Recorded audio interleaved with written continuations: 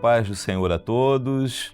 Somos da Igreja Cristã Maranata e hoje, terça-feira, nós temos um culto de doutrina que será ministrado pelo pastor Amadeu. Agora nós vamos fechar os nossos olhos, convido a cada um que quiser a curvar a sua fronte para orar ao Senhor. Senhor nosso Deus, nós já colocamos as nossas vidas na Tua presença e pedimos a cobertura do sangue de Jesus. Fazemos menção do sacrifício de Jesus ali na cruz porque sabemos que é o único preço aceito por Ti para a remissão de pecados. Colocamos diante de Ti as nossas vidas e pedimos o perdão através do sangue de Jesus. Clamamos assim, em nome de Jesus. Amém. Vamos louvar o Senhor com o hino. Senhor, suplico a Ti em oração, faze de mim um vaso novo, derrama o sangue de Jesus em mim, permite-me que entre no Santo dos Santos, perdoa-me do meu pecado, estende a Tua mão, preciso contemplar a Tua glória, concede-me Tua vitória, derrama o sangue de Jesus em mim, permite-me que entre no Santo dos Santos, perdoa-me do meu pecado, estende a Tua mão, Senhor, Senhor, Senhor, Senhor,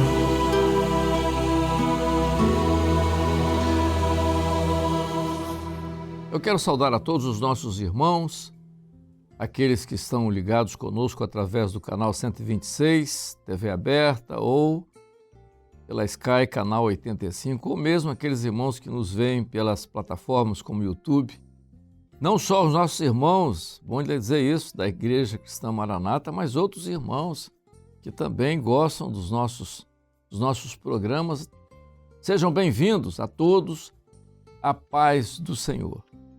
Hoje nós vamos começar a abordar um assunto importante para as nossas igrejas, importante para você também, sobre doutrina. O que é doutrina? Por que se fala tanto de doutrina? Qual a doutrina da igreja? E nós temos aqui hoje conosco os âncoras da EBD. É eles que são responsáveis. Por isso que nós chamamos os dois hoje, ó, Pastor Josias. Todo mundo já conhece, ninguém conhece Josias da EBD. Não. E também Gilson, também ninguém conhece. Vocês dois quase não aparecem na EBD, né? Não. A gente... A paz do Senhor a vocês. A paz do Senhor. Tudo bem, Amadeu? Amém. A paz do Senhor, companheiros. E aí, o que nós vamos falar hoje? Pastor Gilson, a palavra está com o senhor. Muito bem. O primeiro aspecto que podemos considerar, né, sobre a doutrina é que nós entendemos perfeitamente o que representa para nós a doutrina como uma fonte de ensinos da parte do Senhor e sustentação da nossa fé. E uma igreja capacitada doutrinariamente é uma igreja cuja fé é fortalecida, não há não há um engano, ela não é enganada por qualquer inverdade, né? E ela tem na doutrina um aspecto que é fundamental quando a palavra de Deus fala a respeito da doutrina. Eu até gostaria de ler aqui na segunda carta de Paulo a Timóteo, né? 1 Timóteo, capítulo 4, verso 16, tem um versículo muito interessante que diz assim, o capítulo 4, 1 Timóteo, verso 16, quando diz assim, tem cuidado de ti mesmo e da doutrina, e persevera nestas coisas, porque fazendo isso te salvarás tanto a ti mesmo como aos que te ouvem. Então a doutrina é para isso, é para trazer salvação, a fortalecimento da fé, baseado nesta palavra que Paulo dirige aqui a Timóteo. Isso numa primeira consideração a respeito da doutrina.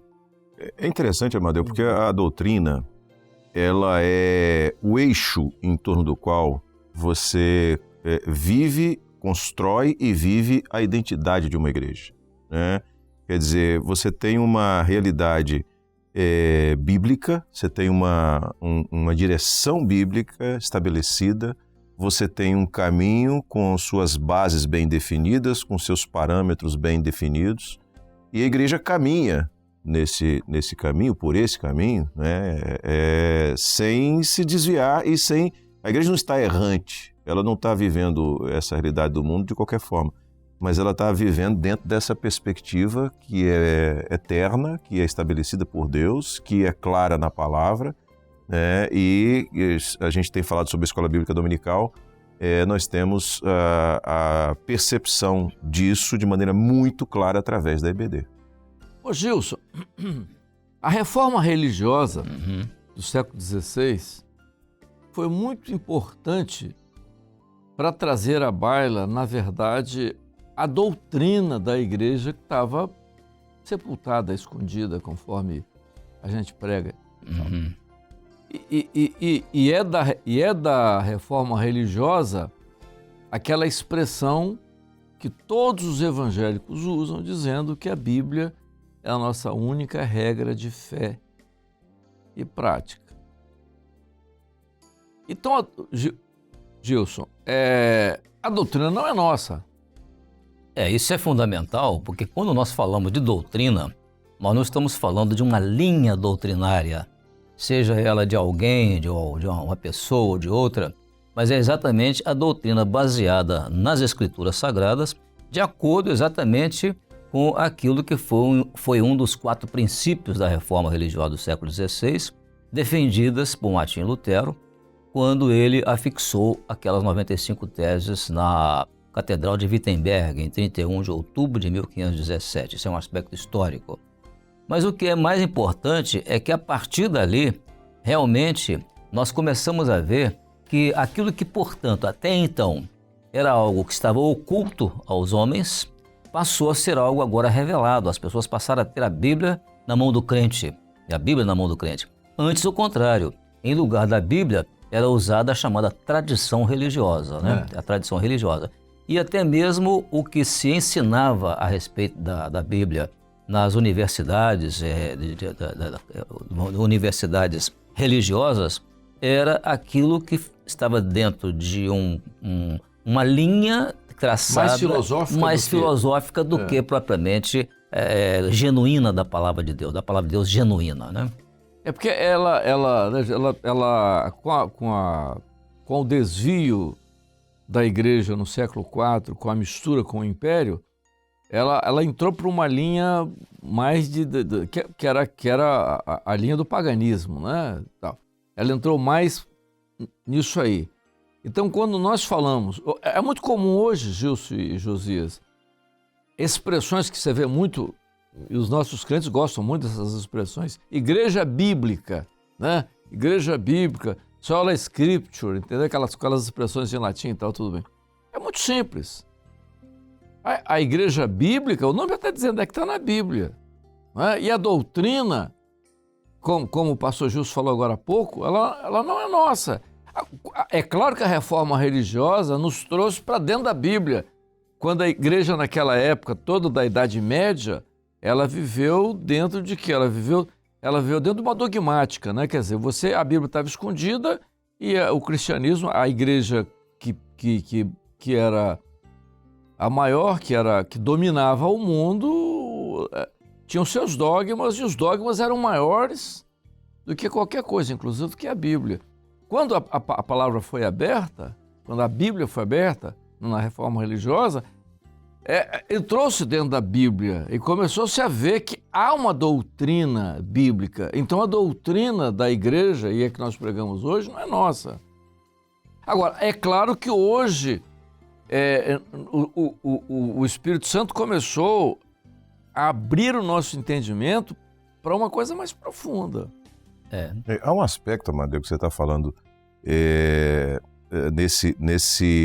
nessa possibilidade, na volta, né? Quando eu digo a possibilidade do acesso, é porque a Bíblia estava escondida até a reforma religiosa, né? Quer dizer, as pessoas que queriam viver o Evangelho, o que tinham, aquilo que lhes era oferecido a partir de uma determinada leitura dogmática, né, da Bíblia, que estava escondida, as pessoas não tinham acesso.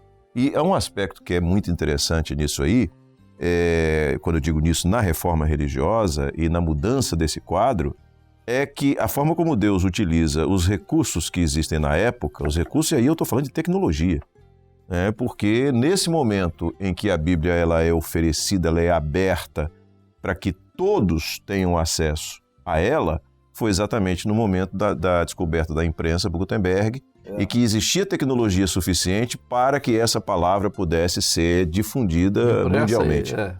Exato. Esse aspecto que não só nesse período da reforma religiosa, como hoje também, os recursos que a gente tem hoje, que a gente falará provavelmente mais à frente, em termos daquilo que é possível fazer. Agora uma coisa muito interessante, e isso foi a experiência de Lutero, porque a experiência de Lutero foi... o Gedeuti falou nisso uns 3 ou 4 anos atrás. O Gedeuti diz umas coisas assim, ficam soltas, você precisa pegar, né?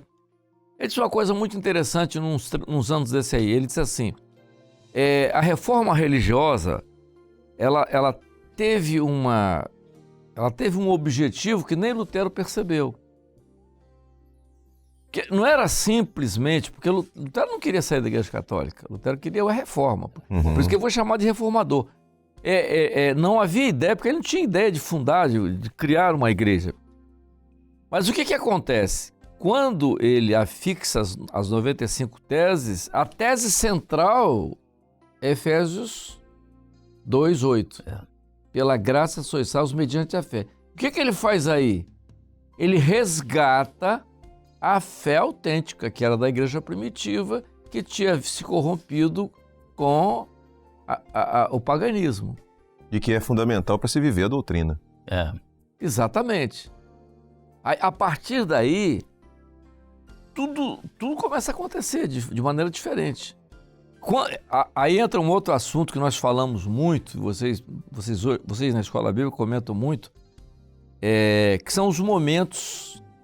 E você, Gilson, nesse trabalho que vocês estão fazendo, eu chamo a atenção dos irmãos para assistirem os nossos programas sobre as 7 cartas, porque vocês vão ver o seguinte, que as 7 cartas são os períodos da igreja na história e vocês vão ver em cada tempo, né, até Sardes, que é a época da reforma, mas a doutrina ela veio se abrindo, porque naquela época,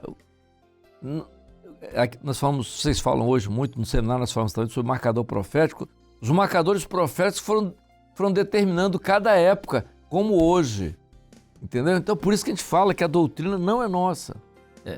Eu até iria um pouquinho mais antigamente, ou mais antes, né? A gente percebe o seguinte, há um versículo no livro de Atos, capítulo 2, que é o verso 42, que ele fala sobre doutrina. Aí ele diz o seguinte, perseveravam na doutrina dos apóstolos, aí falou sobre a doutrina dos apóstolos. Aí, naturalmente, na comunhão, no partir do pão e nas orações. Mas que perseverança é essa nessa doutrina? E que doutrina era essa? Porque hoje, quando nós falamos em doutrina, nós estamos falando em doutrina conforme nós recebemos dos apóstolos. Por quê? Bom. Porque a doutrina que foi transmitida para a igreja nos dias dos apóstolos, ela foi toda revelada pelo Espírito Santo. Por isso é chamada doutrina apostólica. A doutrina apostólica. E um detalhe, essa doutrina nós entendemos que ela permanece a mesma até hoje, porque o Espírito Santo é o mesmo. Agora, tem uma diferença. o entendimento, o aperfeiçoamento do entendimento doutrinário é que existe hoje. Nós estamos hoje com o ensino doutrinário já mais aperfeiçoado, ou seja, mais aprofundado, que a igreja está mais madura, ela está mais próxima do momento do arrebatamento dela, então ela está mais madura. Então, Ô Gilson, isso é muito importante. Irmãos, vocês que estão assistindo, olha só, é porque às vezes a gente fala as coisas assim depressa e você às vezes não pega. O pastor Gilson está dizendo é o seguinte, a doutrina não é nossa. Nós pregamos o batismo com o Espírito Santo? Pregamos. Mas aonde está a ordem para o batismo com o Espírito Santo? De onde surgiu o batismo com o Espírito Santo? Igreja primitiva. Nós pregamos sobre dons espirituais? Pregamos sobre dons espirituais. Mas isso é uma invenção nossa? Não, está lá, a doutrina dos apóstolos. Você falou muito bem do texto, e perseveravam, né? Na doutrina dos apóstolos, do partido do povo, quer dizer, a comunhão, o corpo. Então, agora, à medida que aí entra aquele trabalho que vocês estão fazendo com as 7 cartas, à medida que o tempo foi avançando, os marcadores proféticos foram identificando o tempo da igreja, e por isso nós falamos hoje, estamos no breve. Nós não falamos que estamos no breve porque é uma expressão nossa, não, porque a Bíblia tem os marcadores. Como os marcadores, Israel foi um marcador profético da proximidade da segunda vinda de Jesus, os sinais estão acontecendo aí, tudo isso, a pandemia, tudo. Então são os marcadores. Nessa hora, o Espírito Santo intensificou de uma maneira notável o nosso entendimento, aperfeiçoou o entendimento a respeito daquilo que Ele quer. Entendeu? Isso é maravilhoso nesse contexto da história da igreja e no contexto... É o que o pastor Gilson falou aqui, né? Quer dizer, eu vou fazer uma comparação, né, com a nossa vida. Quanto mais nós amadurecemos, mais o nosso entendimento se aperfeiçoa em relação a tudo à nossa volta. Isso vem com as experiências, isso vem com as informações que a gente vai adquirindo ao longo da vida. Do ponto de vista espiritual também. A doutrina é a mesma, né? E aí a gente usa uma expressão que o pastor Gideuti gosta muito de usar, que é uma linha subjacente única que está ao longo de todo o projeto de Deus para o homem. Então, a doutrina ela é fundamental, ela é única e ela é imutável. Agora, como o Espírito Santo vai, ao amadurecermos, nos abrindo os olhos para entender aspectos dessa doutrina, isso tem sido uma experiência maravilhosa. Isso é uma demonstração da direção do Espírito Santo no meio da igreja. Isso é um testemunho, isso é uma evidência da ação e da direção do Espírito Santo no meio da igreja para que nós vivamos essa doutrina. Como você falou, né? É um norte, né? É uma linha. Você tem a palavra, ela é uma coisa muito interessante que a gente sempre fala. O Espírito Santo não tem compromisso com o homem, mas tem com a palavra. Né? Que é o projeto que está na palavra.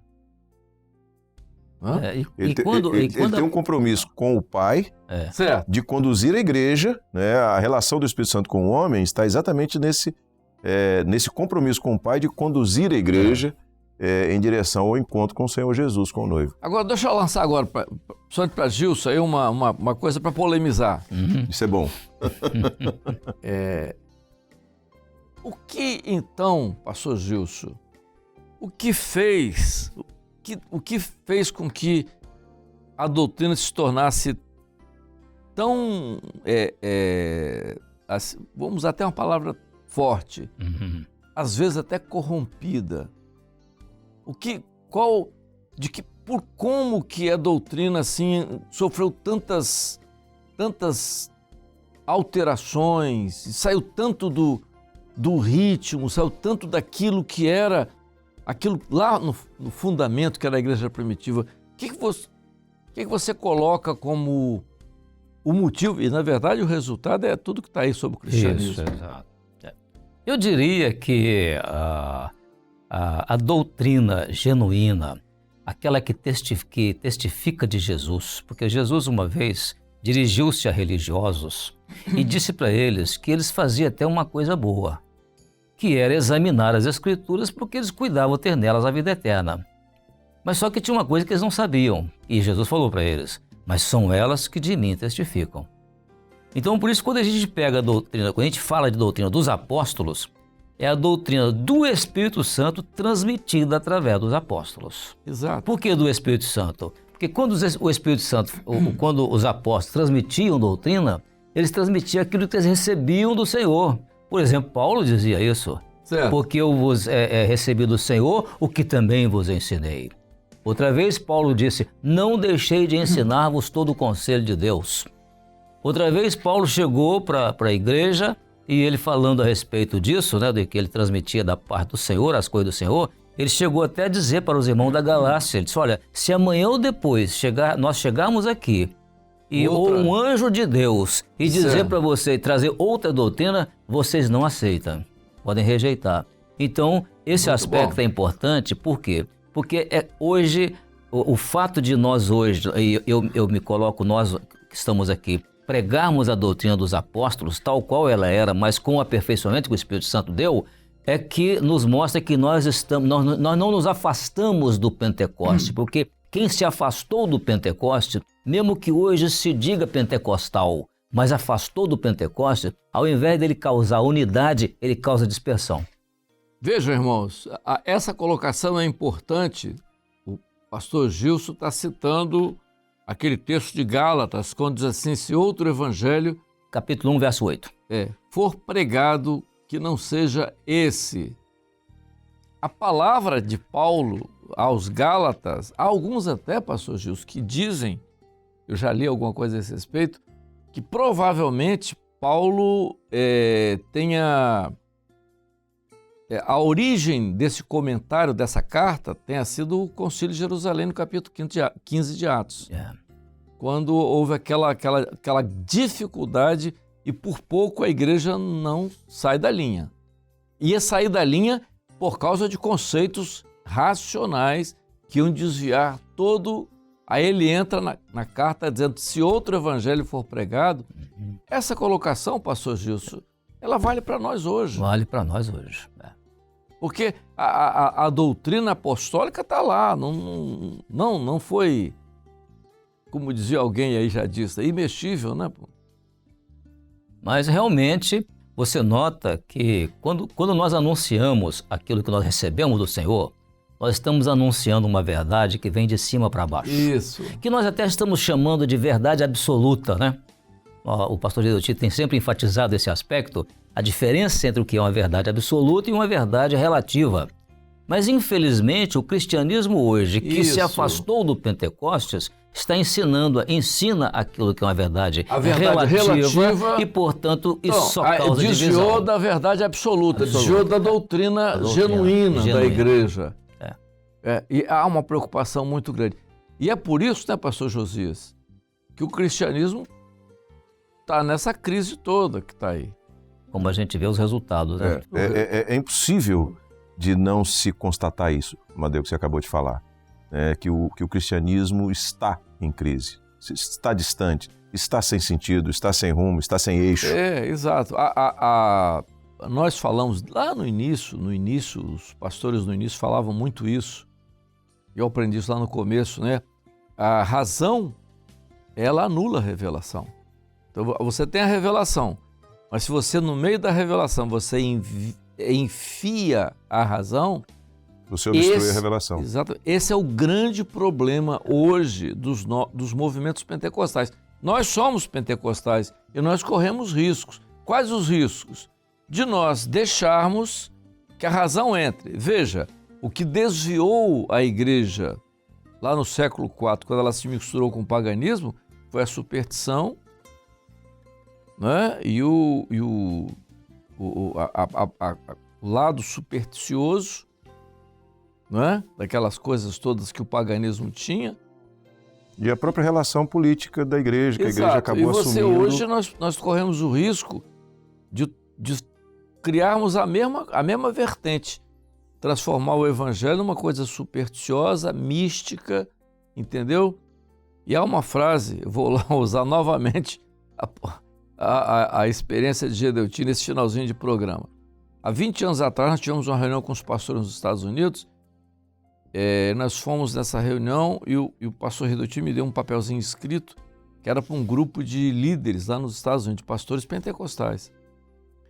E ele diz, quando terminar a reunião, você lê isso aqui para eles. E eu li no final da reunião.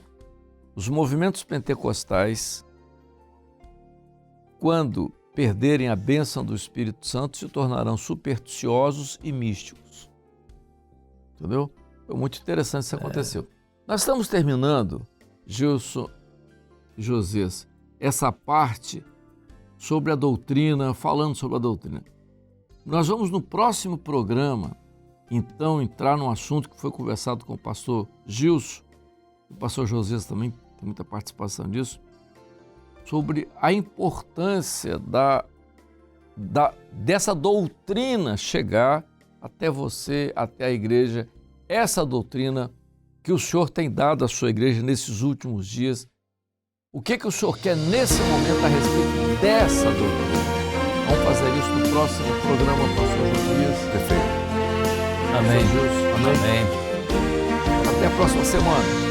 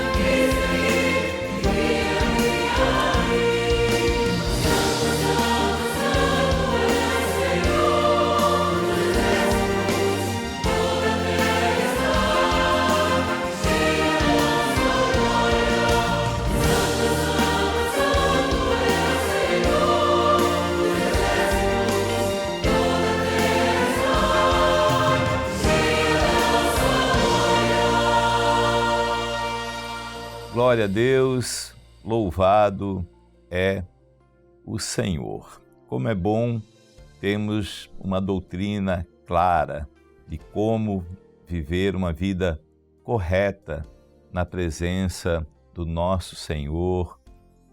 E agora vamos encerrar esse culto. Vamos orar, colocando diante do Senhor as nossas vidas e também a nossa oração.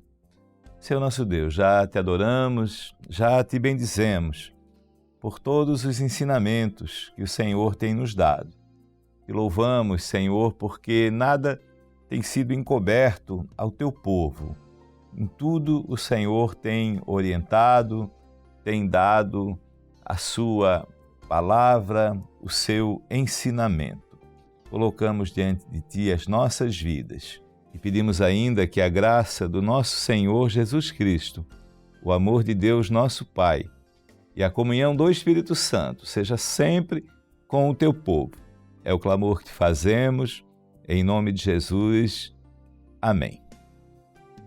Ainda antes de encerrarmos, queremos colocar que tem aí os QR Codes. Esse primeiro QR Code, ele está aí para quem mora no exterior e queira fazer contato conosco, use esse QR Code. Também quem está no Brasil, quer contar uma experiência, quer falar conosco, tem esse outro QR Code que aí está. E também quem quiser fazer nesse momento uma oração, quer uma oração, quer uma assistência, ligue para esse número 0800 que está aí na tela e um pastor lhe atenderá imediatamente. Que o Senhor vos abençoe, a paz do Senhor a todos.